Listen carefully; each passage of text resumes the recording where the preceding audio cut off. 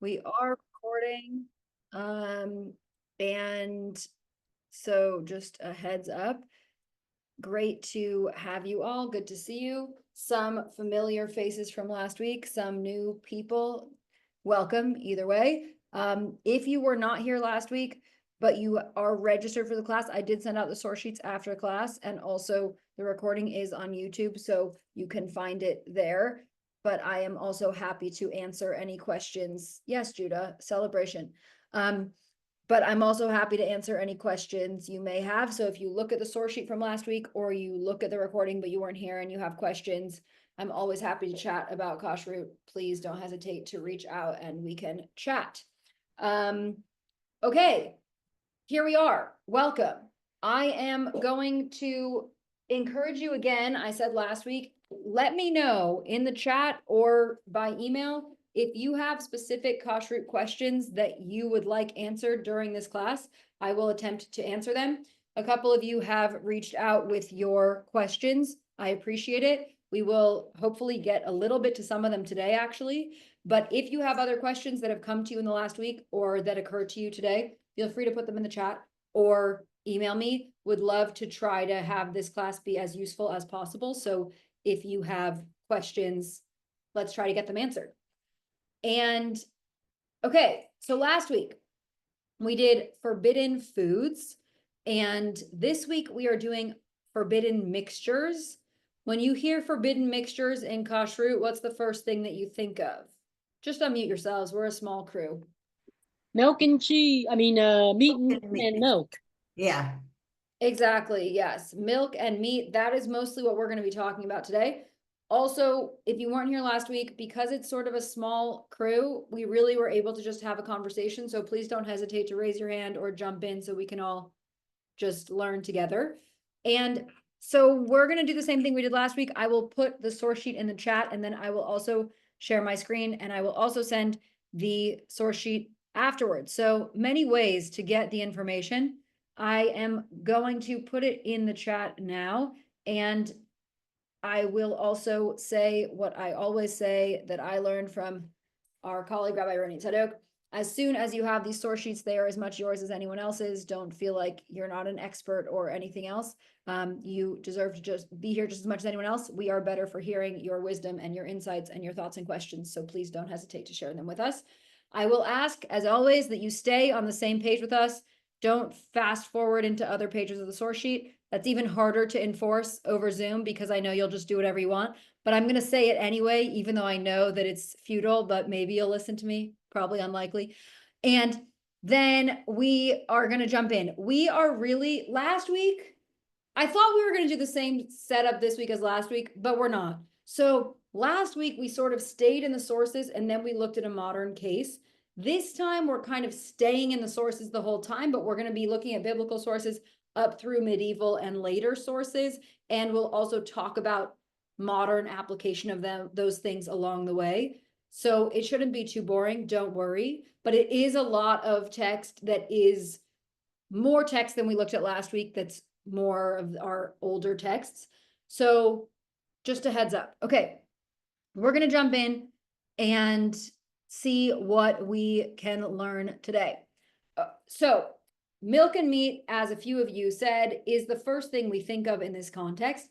And it shows up 3 different times in the Torah, 3 different times. So let's look at those. Will someone just unmute yourself and read that first verse for us in English? The choice first fruits of your soil you shall bring to the house of your God. You shall not boil a kid in its mother's milk. Great. Thank you, Jana. Can someone read the second one for us? I can. Great. The choice first fruits of your soil you shall bring to the house of your God. You shall not boil a kid in its mother's milk. Does that sound familiar to anyone? Do we feel Yep. like this is a bit of deja vu? Because it is. Okay. Can someone read this third one for us? The one that's a little bit different from the others. For you are a people consecrated to your God. You shall not boil a kid in its mother's milk. Great. Okay. That's what we have so far. These are the 3 verses in the Torah from which we get this whole thing. Yep, this is where we learn no cheeseburgers. Great. Okay. But what are our first thoughts about this? These are the 3 verses. Anything surprising? Any questions? Anything? Abundantly clear. Great. Yep. Great. No Just question. why the focus on boiling it in its mother's milk, that it's specifically applying to cooking, or we use it more generous, I mean, wider than that, not just about cooking meat and milk. So I'm curious about that. Great. So we understand that to mean not just cooked, but also you can't have a charcuterie board with meat and milk that are together. They might not be cooked together, but they might still be on the same plate. Still a no. Great. Okay. Any other thoughts, questions? That was actually my question, Rabbi. It was a charcuterie board. You brought me to it. Like, what if you're at a party and the charcuterie board, and then afterwards, it's just you may have like lamb, and then after for dessert, they have like cheesecake. Like, what are you supposed to do? Yeah, we're going to look at that later. You are on the right track. We're going to figure out how much time do we need to wait between these different things, what's happening, what's going on. We're really going to be in the weeds today. Buckle up. Yes, Leah, What's the deal with the first choice? with the first fruits. Yes. Yeah. So first fruits is a category of things, the first fruits that ripen in your field, and you were obligated to bring those first fruits of certain produce to Jerusalem for the pilgrimage festivals. And so that is what that idea comes from. And part of why some of the commentators understand that the reason boil your kid in its mother's milk is included there is because often during these same pilgrimage festivals, a lot of meat was consumed. So that's sort of the connection of these 2 pieces. Okay, great. So that's our basic stuff we're going to be really just delving into today. So let's start looking at some of the commentaries so we can understand some of the different pieces of what they are actually saying. So first we have our dear friend Rashi, and he's commenting on this verse, and he says, a calf and a lamb also are comprehended under the term gedi, which is the term for kid that we see in the Hebrew, because it really just means a young, tender animal. Sometimes people say, okay, well, it says you can't boil a kid in its mother's milk, but it doesn't say a cow or a lamb or anything else. So why are we so specific about it? So this is an understanding that actually the reason is because those are the same thing. That the idea is there's a category of this sort of young, vulnerable animal, and treating it this way is prohibited no matter what kind of animal it might be. You with me so far? Questions about that? Does that answer some of our questions about what kind of animal is involved in this or not? We'll see that it sort of answers our question, but it actually doesn't quite answer our question because there are a bunch of other animals that are not included that we also don't eat in these ways. So just wait for our soon to come conversation about chicken shortly. Okay, so then we have the Shulchan Aruch. We're going to spend a fair amount of time looking at sources from the Shulchan Aruch today. Shulchan Aruch is the sort of preeminent code of Jewish law, comes from the 1500s, and it's where we get a lot of our halachic practice, our legal practice, things like that. And so we're going to be referencing it a lot today. Here is one of the things that the Shulchan Aruch says. Can someone read this for us, please?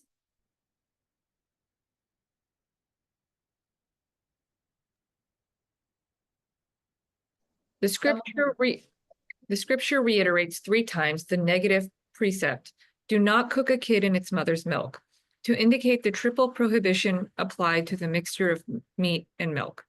First, the prohibition of cooking it. Second, the prohibition of eating it. And finally, the prohibition of deriving any benefit from it. The scripture uses the term cook for the prohibition of eating to teach us that, according to biblical law, The mixture of meat and milk is prohibited only when it is in a cooked state, that is hot. But it is prohibited in all forms by rabbinic ordinance. Great, thank you. I am gonna have to do a fair amount of translating of the English today because a lot of this English is fairly inaccessible. Okay. So what do we see here? There are three versions of this verse, which we saw. Two of them are identical and one is a little bit different. And in those verses, we understand that to be the first one is we can't cook it. The second is we can't eat it. The third is we can't derive any benefit from it. Let's start with those categories. What do you make of those categories?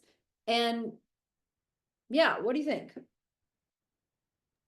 Well, the first two are clear cut about cooking and eating, but in terms of not any benefit from it, enjoy it, improve your health, that's the part that is a little murky.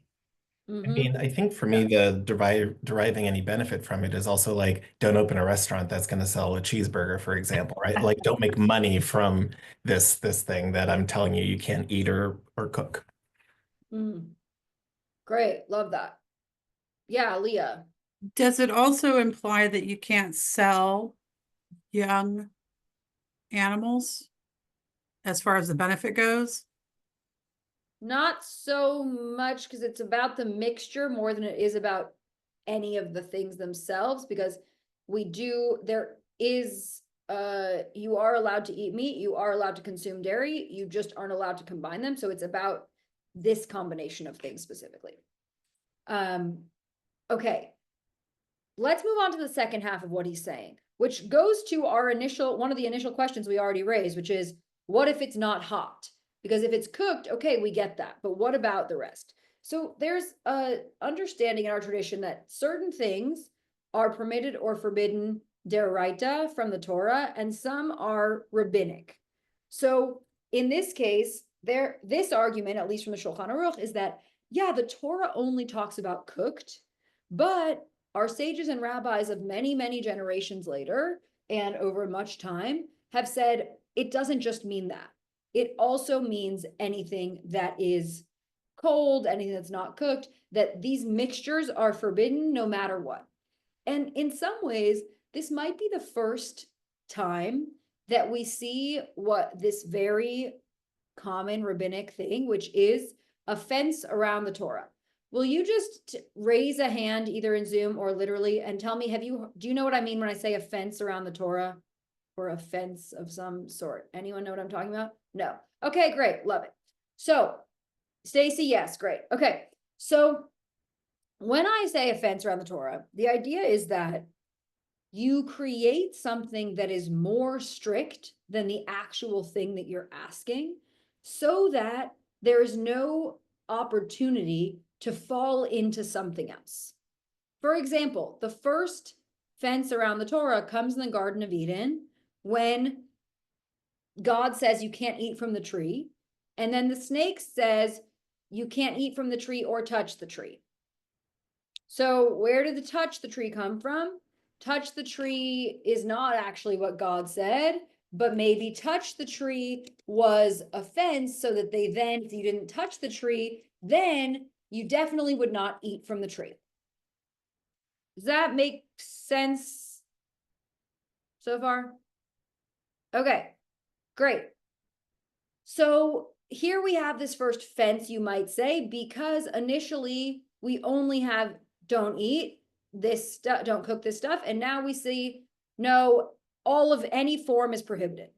What do we think of that transition? Do you think it makes sense? Do you feel like, oh yeah, it sort of could be a slippery slope? Or do you feel like, no, this makes no sense. Why is it like this? Any thoughts about it?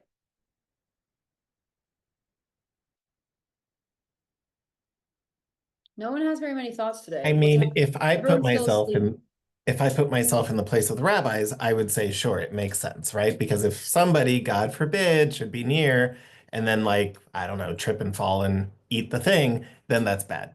I think practically it's a little like, okay, we're humans, we should be smart. Let us like make our own decisions one way or the other one. I don't need you to create this extra step for me. Right, you're like, can we not trust ourselves enough to know the difference between these things? And the rabbis are saying, no, we don't trust you enough. Okay, other thoughts about it? Yes or no to this shift? I mean, don't the animals are gonna have to drink the milk at some point, you know? So like that still feels like a blurry area for me. Like what if you use milk as a moisturizer? I don't know. You know? Great. So let me see if I'm getting this right. So you feel like it still doesn't really solve it because there are always going to be these sort of gray areas. Is that what you're saying? I think so. Yeah. So even if it's attempting to separate from it, it doesn't necessarily solve the problem. Great. Yeah. Anyone feel like this is such a relief? Now I understand why I can't have charcuterie and I'm moving on. No, I don't feel like that at all. Great. Okay. Anyone feel convinced? Anyone feel like I'm with this? This is working for me? Danielle, great. I was just gonna say like one thing, I think it does help to eliminate some of those gray areas. Like you don't have certain questions. For instance, charcuterie, I think cheese goes through a process. You know, it's a process to create. Is that cooking? You know, I think there's a lot of gray area in there. So something like this would help to prevent a situation like that where you're not quite sure. Same thing with processed meats on a charcuterie board. Love it. Great.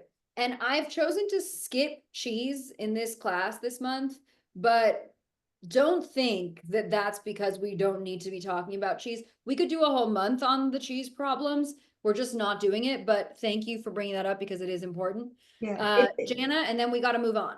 Yeah, it just, other than, I guess I see what, it does seem like a leap. But at the same time, it's more than just not having cold cheese or dairy and meat together, because then it's even further in terms of separate dishes. Right. And Thank you, Jana. We are gonna get to really a separate dishes. separation of the two. Yes, we are going to get to separate dishes mostly next week, but we will touch on it today. So thank you. Yes, dishes coming soon to a Kashrut class near you. Okay, great. We are going to continue on our journey. We are now going to look at a commentary from Ramban, because as you might remember from the Deuteronomy verse, it says, you're a holy people. And then it says, don't mix milk and meat. And there are many people who sort of explain this. And I brought just his. I at first had multiple commentaries explaining the same thing. And then I thought, that seems like a waste of our time. So we are just going to use Ramban as a stand-in for all the people who are making this argument about what's the connection between being a holy people and not boiling a kid in its mother's milk.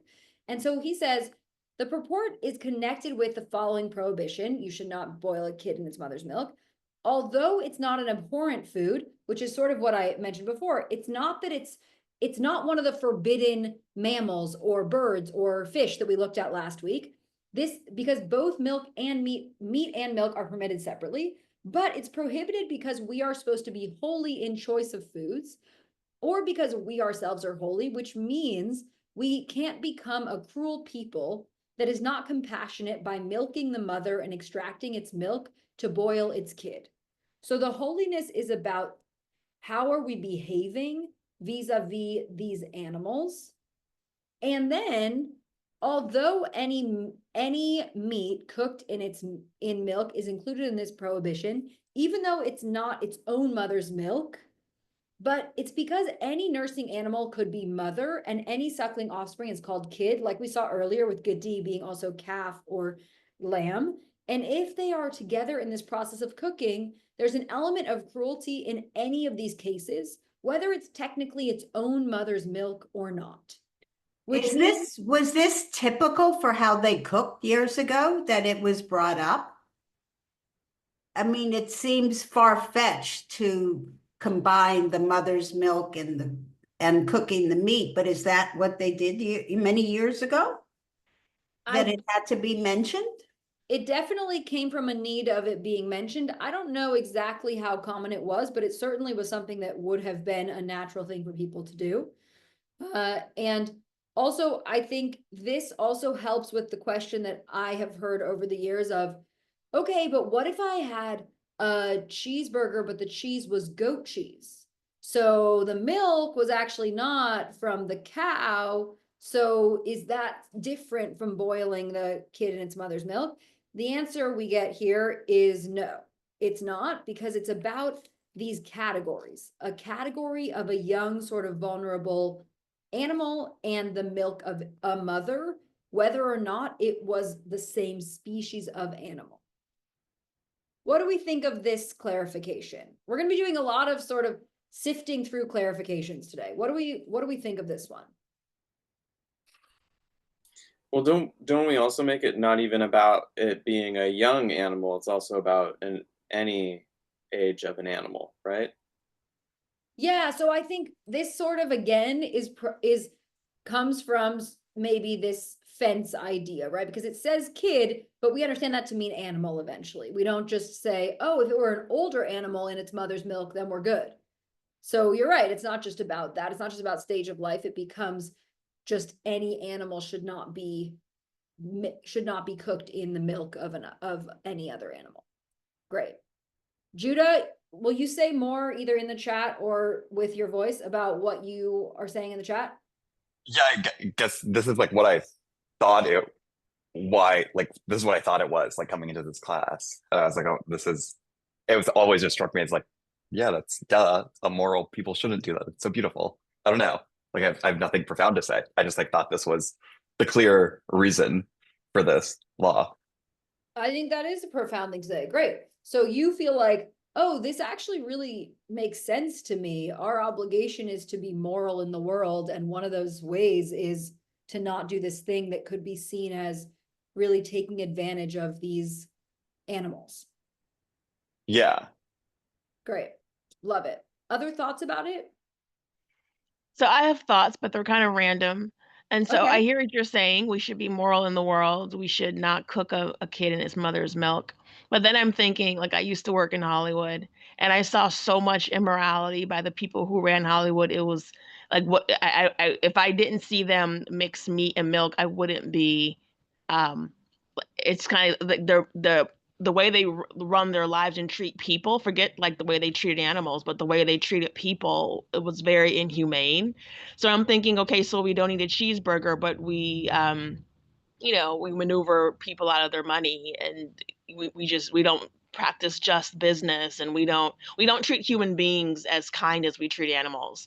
So part of me is like, okay, I see the point in this, but if you're treating people worse than you're treating animals, are you really getting the point? Right. So I can't speak to those people and what they were not doing, but I do think that kashrut is seen as an extension of other ethical expectations of Judaism.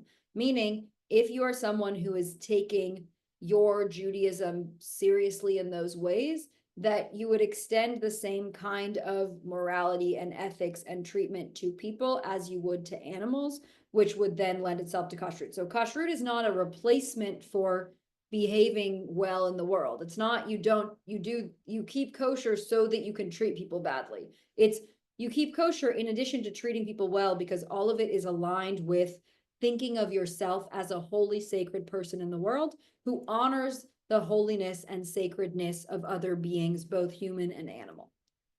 So and also you're totally right. There are plenty of people who keep kosher and are not aligned in a lot of our other values.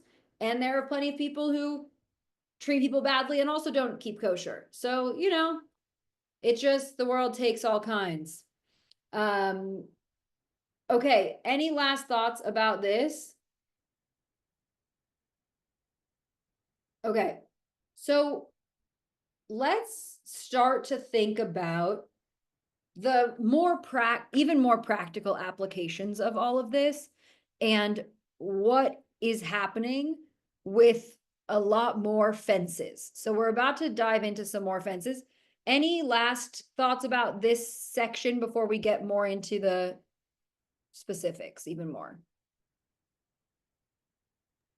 Yeah, Leah. thought that we don't really have time to get in for you to fully answer, but I've been reading about this in my Judaism class, and if it's about moral ethics, cleanliness, cruelty, then from my perspective, I don't know how I can justify, regardless of the mixing, eating anything that's produced by modern agriculture based on how the animals are treated.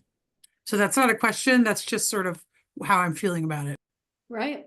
I think you are not alone in thinking that, and there are a lot of people who are vegan for that exact reason, or plant-based in a lot of ways. We are going to talk about Kashrut in our last class. There is a growing movement of people trying to reconcile these values. I just had a conversation last night with someone about, I was eating kosher meat, but then I started feeling like actually eating the kosher meat was not aligned with my ethics because of the ways that they were treating their workers or the animals or whatever else, that maybe they were killed humanely, but were they treated humanely before that? And so I would feel more comfortable eating chicken from the farmer's market than I would eating this certified kosher chicken. And there are a few companies, one of which I would say the most known is Grow and Behold, which we'll also talk about in our last class, that do sort of organic, ethically raised, ethically treated, humane processes, and also kosher.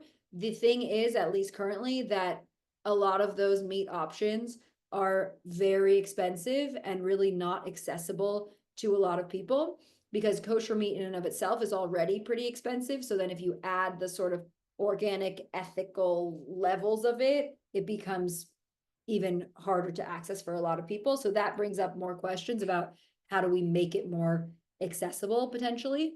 And we will be talking more about that in our last class, but it's a great thing to have on our radar and think about, which is how do we do all of these things? And I think there's a growing movement in general for people eating less meat for a lot of reasons, not just in terms of Jewish ethics, but just climate and carbon footprint and all of those kinds of things. And so how does that factor into these choices that we're also making Jewishly? Next, we are going to head into the Talmud. So we're going to look, I said we're looking a lot at the Shulchan Aruch today. We're also going to look a fair amount at this section of Chulin, which is a tractate of the Talmud that talks a lot about kashrut.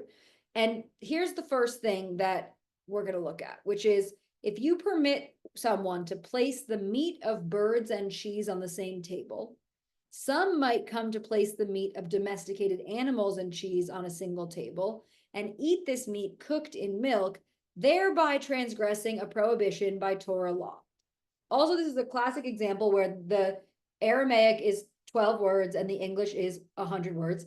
So, okay, this is a classic fence sort of situation because we're bringing in a million different levels of the fence here. We're saying first, we're talking about birds and cheese. So we're talking about chicken and cheese or something like that here, which is not by the Torah forbidden or prohibited, which is part of why some people feel like, well, what's the problem with chicken? Chicken doesn't have milk. I'm not cooking the chicken in its mother's milk. So leave me alone so that I can have chicken parmesan in peace.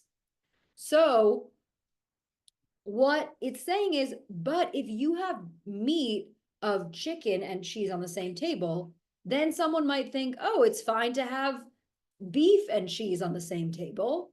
And then at that point, they may be eating that meat cooked in milk. And so then they're going to transgress. Remember, I mentioned there are Torah laws and there are rabbinic laws. Then they would be transgressing the Torah law, which is no milk, no kid in its mother's milk. And that is a really bad thing. The idea is that Torah prohibitions are the worst kind of thing to transgress. Rabbinic is a little bit less severe. So in this case, we can't have chicken and cheese near each other on a table because then we may end up boiling a kid in its mother's milk. Tell me your thoughts. Who's in, who's out, who's like, this is too much?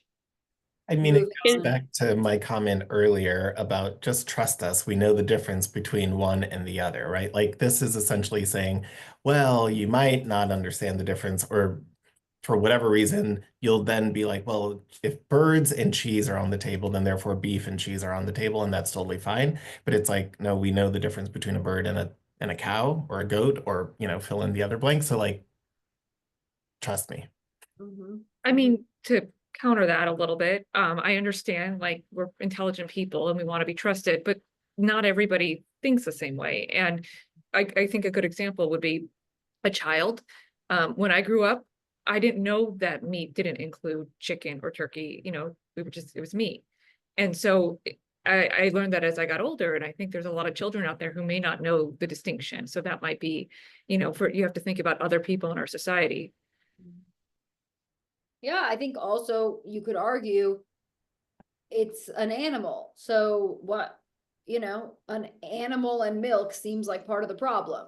Though fish we're going to get to, which is another whole complicated scenario, but let's put fish aside. So yeah, chicken maybe is too close to meat, at least in this context.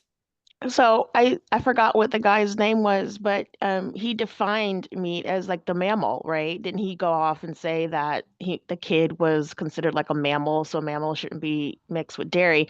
So chicken and fish, they're not mammals. So I understand, that's the whole which I forgot what you said, something around the Torah, like the Yeah, restrictions around the fence. Torah, Yeah. fence around the Torah. Like the first guy said, some of us don't need a fence. Like chicken and beef are not the same thing. Salmon and beef are not the same thing. Mhm. Yeah. Well, Marcy's putting in the chat, all meat is meat, but what and then not to get ahead of ourselves, but Marcy, tell us in the chat too, what do you think about fish? And while you're telling us how that fits into your conception, we are going to look at more of these fences around putting things together that may be confusing. So we're back in the Shulchan Aruch now, the same place where we were before, this code of Jewish law. And Shulchan Aruch says here, it is forbidden to serve meat, even from wild animals or poultry. So we're back to the same categories of birds also being forbidden, and cheese on the same table, for fear they might be eaten together, but they can be placed together on the sideboard. Okay, that end part is a strange one. Someone help us understand that. What's the caveat here? If I'm understanding that correctly, let's say I have a dining table. I can put meat on that, but then across the room, I can put the cheese. Right. It seems sort of like that, but I actually think that what they're saying is if you have a dining room table, you cannot put your meat and cheese on the dining room table. But if you have like a little side sort of buffet table, some sort of built-in thing in your dining room with storage, some sort of other surface, you can put things there as long as it's not on your eating surface. So you could put them on a shelf in your hallway together, but you can't put them on your eating table together, because I think it's, a little bit about storage, but I think it's also about, I guess storage is the way to think about it. Where can you place these things during a meal? And I think the idea is if you put them both on the table together, on the table where people are going to be eating, it's too dangerous. But if they're like down the hall somewhere, where you're not going to be eating, then it's okay. So it seems like even though in some ways they're giving us these very strict fences, in other ways they're not. Because I think for some of us it feels like, wait, I don't think I'd be more comfortable with the meat and cheese on my counter in the kitchen, even if I'm not eating there. It doesn't feel better. It feels like you're still sort of inviting in the same kinds of problems, but maybe not. Can both be stored together? Danielle, great question. The answer is yes. And this is one of the things we're going to talk about next week when we're going to talk about kitchen and dishes and utensils and blah, blah, blah. I don't say blah, blah, blah to dismiss it. I say blah, blah, blah, like, etc. There are so many of them. Okay.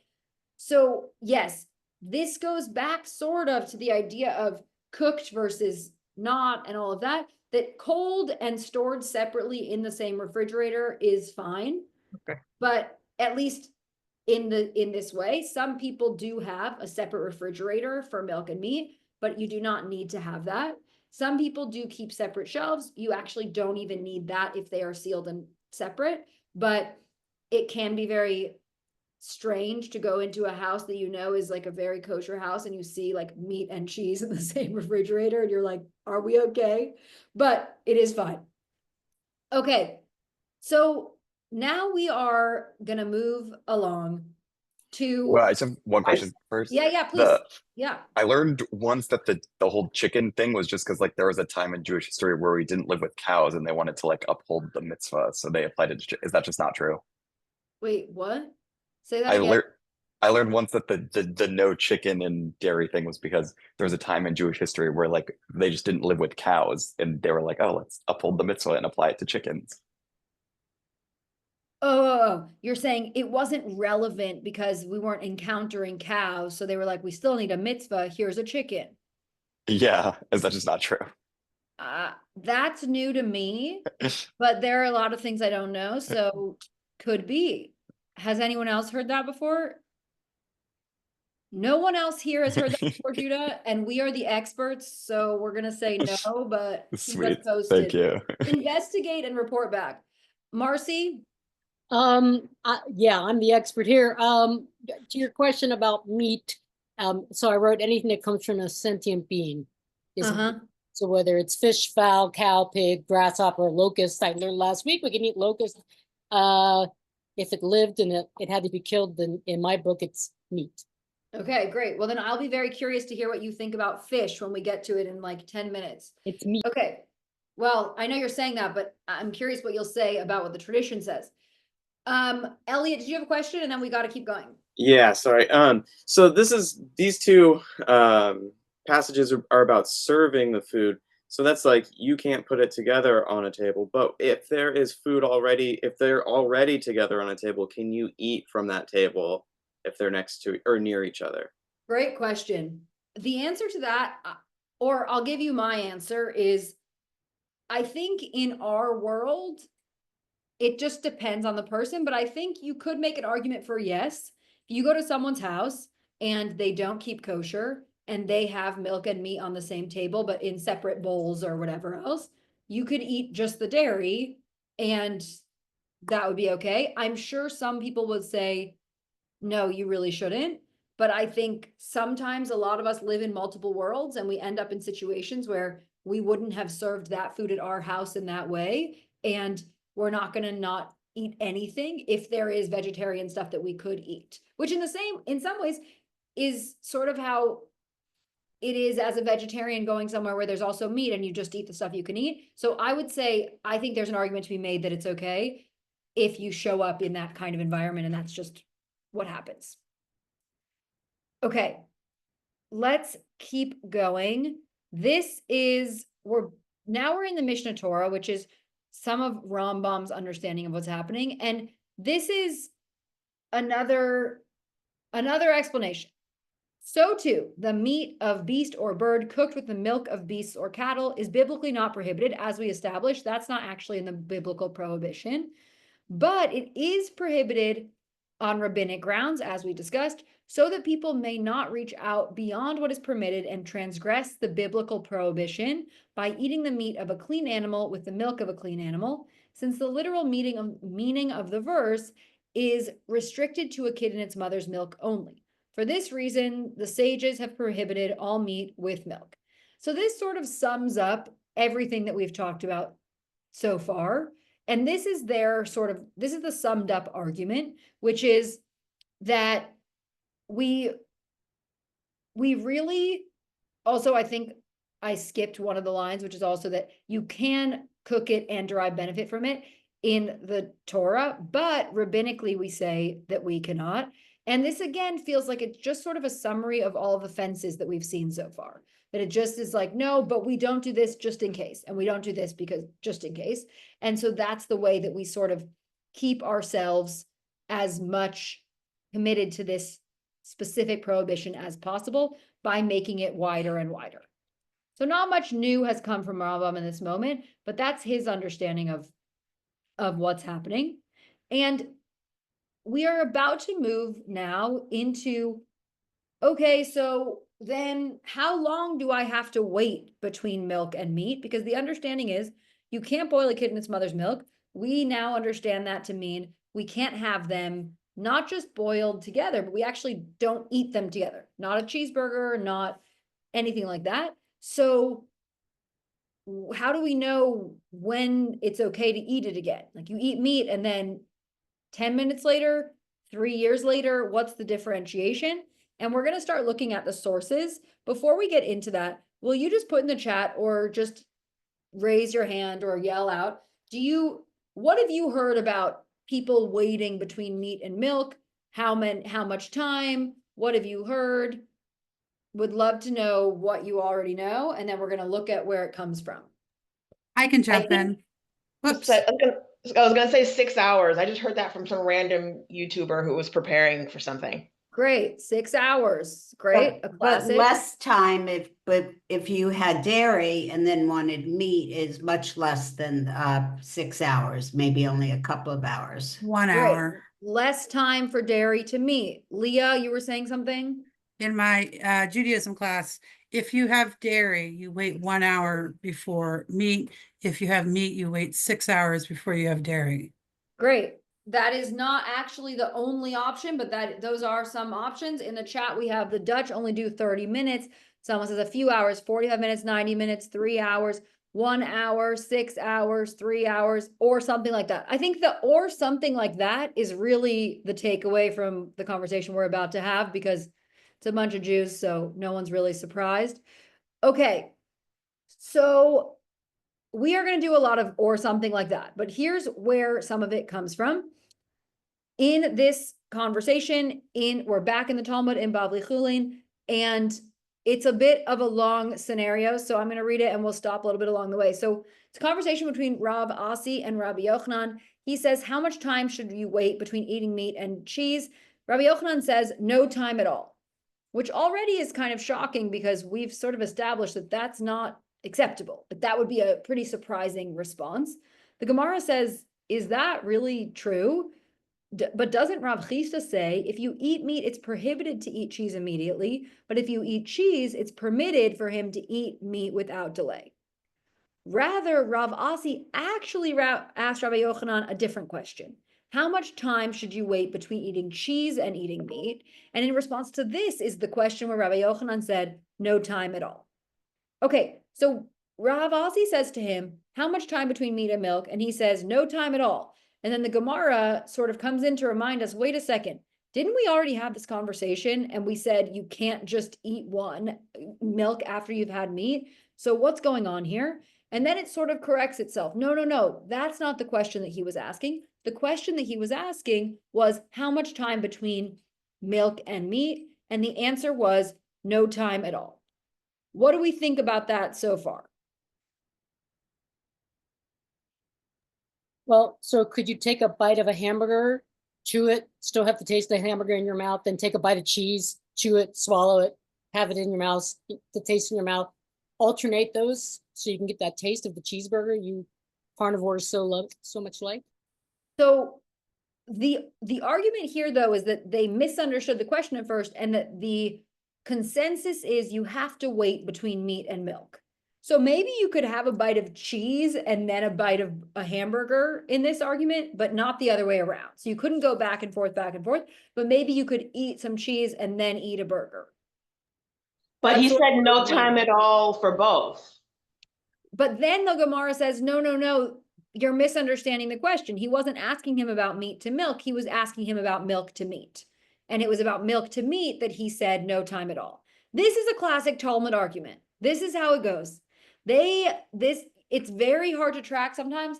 This is how it goes. So where they land is, oh, they're talking about milk and meat, and they're saying no time at all, which if you think about it, from what Leah said and some other people said, that often now people say they wait an hour between dairy and meat, or sometimes 30 minutes between dairy and meat.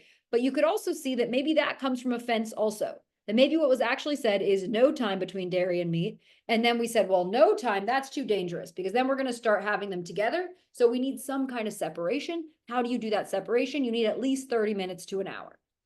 But let's see how the conversation continues.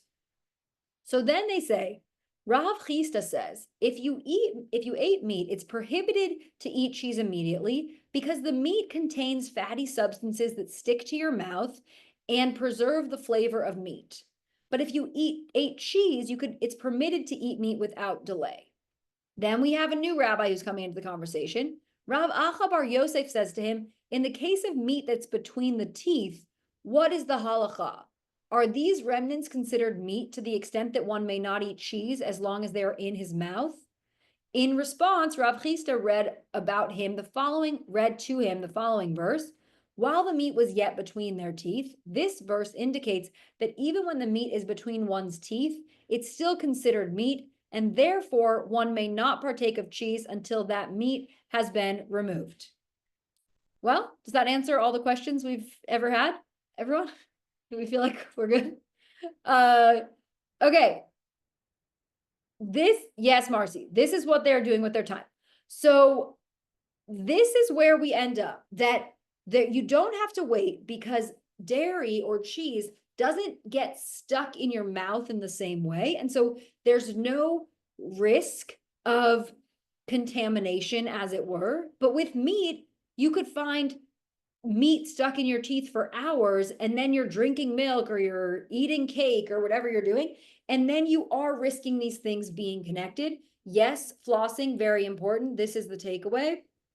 And also, you had to just take time because you couldn't really resolve it so quickly. There wasn't really a rushed way to be able to do it. There's also a conversation that I'm not really bringing here today about rinsing out your mouth. That part of the separation is you finish eating the meat, you have to rinse out your mouth, which is sort of their version of saying floss or brush your teeth, and then wash your hands because you also don't want to be touching these things. And then you wait for X amount of time. And the question is, how do we arrive at those times? So we're going to see how we arrive at those times. Continuing this conversation, we bring in yet another person because we've only had about 12 people in that paragraph so far. So time for a new person. This person is Mar Ukva, who says, I am like vinegar, son of wine. Just go with it for now. With respect to father, he's talking about his own father. My practice is inferior to him. If it were my dad, if he ate meat now, he would not eat cheese until tomorrow at this time, so 24 hours. But for me, only at this meal during which I ate meat do I not eat cheese. At a different meal on the same day, I will eat cheese.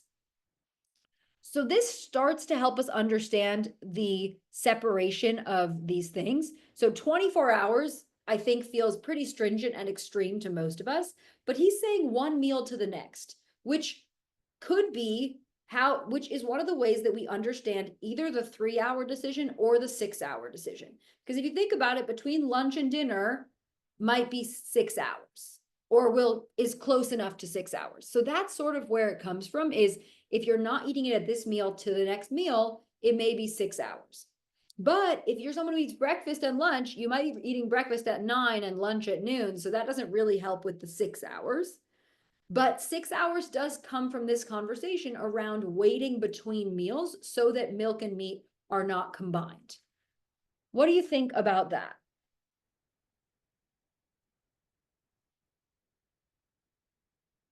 Anyone surprised? Anyone feel like it's helpful to see these sources? Anyone feel like I still don't get how we're getting to 6 hours? Anyone just feel like 6 hours is too long? Yeah, I feel all of this is a major stretch. I don't see how they're getting that from don't boil a kid in its mother's milk. I mean, that's clear. It's written 3 times. All this other stuff is it's just opinion. It really is opinion. And I feel like, yeah, like they're making it up as they go along. I don't feel it's, I hate to say relevant, but it's just like me, you, if we get together and we discuss this, and we want to, create our own commentary, we can. And then in, 500 years, people are reading our commentary. Oh, it's not 6 hours. It was only, 45 minutes. And this is how Rabbi Jensen and Alicia came up with it. it's stretching to me. And I don't see a basis for it. Like, where are they getting this from? There's no, those 3 scriptures don't turn into 6 hours to me. They don't translate into 6 hours. Right. Well, I hear you. Totally hear you. I think this is a lot of what our rabbis have done for many generations, is taken these verses from the Torah and continue to evolve them and apply them to the world that they found themselves in. Because even for them, even for these rabbis in the Talmud, they're already many generations after the Torah. And so those things already are sort of not applicable to the life that they're living. And so part of it is that they're living in rabbinic Judaism. This is all happening in biblical Judaism. And so we're trying to figure out, how do these things translate?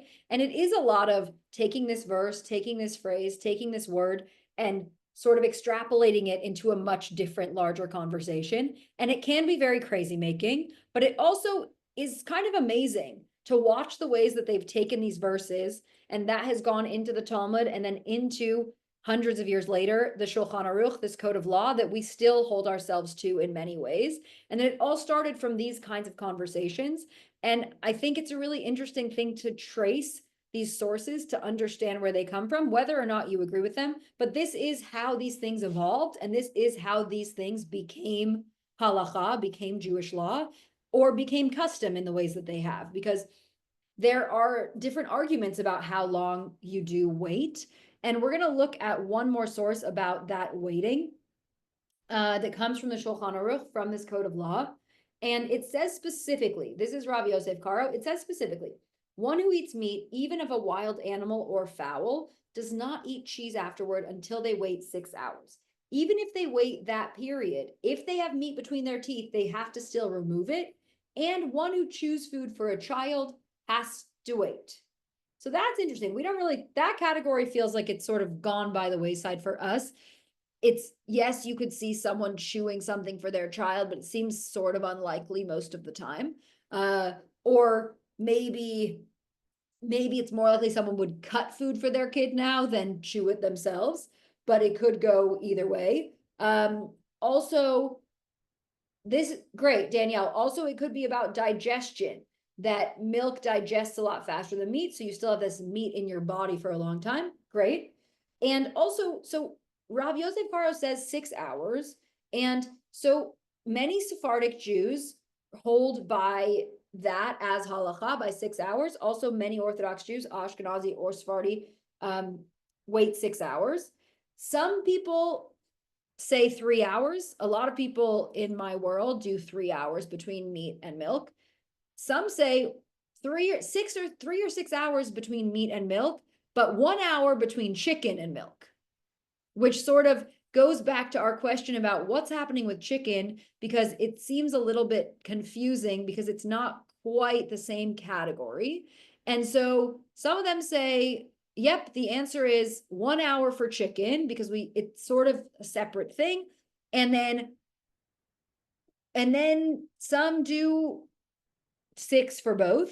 And then some people do 30 minutes, some people do 1 hour, some people do nothing between dairy and meat. Though most people I know don't do nothing. It's at least half an hour or some kind of waiting period, some kind of washing your hands, brushing your teeth, separation, those kinds of things. And so that's sort of where these things go. Peter, it's a great question. My guess is it was likely more like 2 meals a day, something like that, but I don't know totally the answer. And you'll notice that nowhere in this conversation is fish, even though Marcy said fish is an animal. So what are we doing here? But fish actually is considered parv. Fish is considered neither milk nor meat, which seems confusing, but also egg is neither considered meat nor milk. So egg and fish are 2 things that are considered parv, are considered neither, which that category of parv, of neither milk nor meat, mostly is like vegetables, fruit, grain, those kinds of things. But you also have fish and egg in those categories. And there are some complications about if you can even have fish and meat together, because they're seen as separate categories. But fish and dairy mostly is fine, though I was in a rabbit hole at some point recently that actually some people also think, well, should we even have fish with milk? But we're not going to go down that route because people need their bagels and lox. But there is a separation between fish being a totally different category, and that's not one that we have seen today. And the last source, just this last one verse from the Shulchan Aruch, just reminds us that if you cook meat in a vessel, you cannot cook milk in it, which is going to lead us into our conversation for next week, which will be about dishes, koshering, kitchens, utensils, dishwashers, refrigerators, Pesach, etc. And also, it's interesting when it comes to something like fish, what can you put that in or not, and how confusing does that become as well? And that is where we are going to go next week. What questions do you have as we close this conversation about mixtures today? Anything you learned that you didn't know before? Anything that you're still sitting with or grappling with? Anything you're angry about? Anyone who didn't keep kosher before today feel like now I'm going to separate my milk and meat? Where are we leaving each other as we end this second class? Any final thoughts?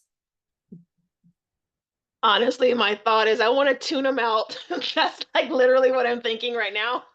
Great. Well, that's permitted, so enjoy. And it is a little cruel maybe to do a kashrut class and the lunch hour, but it is what it is. Yeah, Judah. I still think the moral thing I thought was beautiful is beautiful. And yeah, I think I'm actually glad that that other thing I thought was true may just not be true. I'm like the stuff today more as explanations. Great. Glad to have you. I think I'm sitting with and I love it. I will preface this by saying that, but all the kosher restaurants that do the fake cheese and like the fake pepperonis and all of that. And like, I just had a Melrose burger last night, and it's like, if you have ever eaten meat and milk together, it really is very similar. So it's like, we go through all of these machinations. And then at least in 2025, we have now turned around and started adding the fake things to make it like the thing we're not supposed to be having. Totally. That's something. Remind me if I don't break. We should do that in our last class. Remind me if we don't. But yeah, that it really, with the beef bacon and the cheese and the whatever, and also, or the fake meat that's gotten so close, much closer to meat with the real cheese and the whatever else, and you're like, what's happening exactly? It feels a little close. There was a conversation at some point that Impossible Meat was going to be making Impossible Pork, and that even though all of the other Impossible Meats have a hechsher, that we were not giving them a hechsher for that, because even if technically all the ingredients of the Impossible Pork are plant-based, it's still too close to home. And so I think that's where the fences comes back in 1,000 times, which is, how far are we going? And now we've sort of come full circle, and now we're eating things that look exactly like it, which also some of what we saw today is, don't put the chicken near the dairy, because then you're going to think that you can have milk and meat. Now we're like, oh no, Angel's going to have a cheeseburger and it's going to be kosher and fine. So it's sort of, we've lost the optics part of it also, because before it was like, don't eat this because it might look like you're eating something that's not acceptable. But now we're like, oh, no problem. Some meat, some cheese, one of them is fake. It's fine. So it's really a great question that we're gonna be sitting with. Thank you all so much.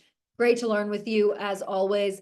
I will be sending the source sheet after today, and then we will meet again, same time, same place next week. And just a reminder, it is Purim tomorrow night and Friday. Come join us tomorrow night, 7:15, I think. I might have made that up. But it is free, but you do have to RSVP. So make sure you have registered online. Chag Sameach. Take care of yourselves. See you soon.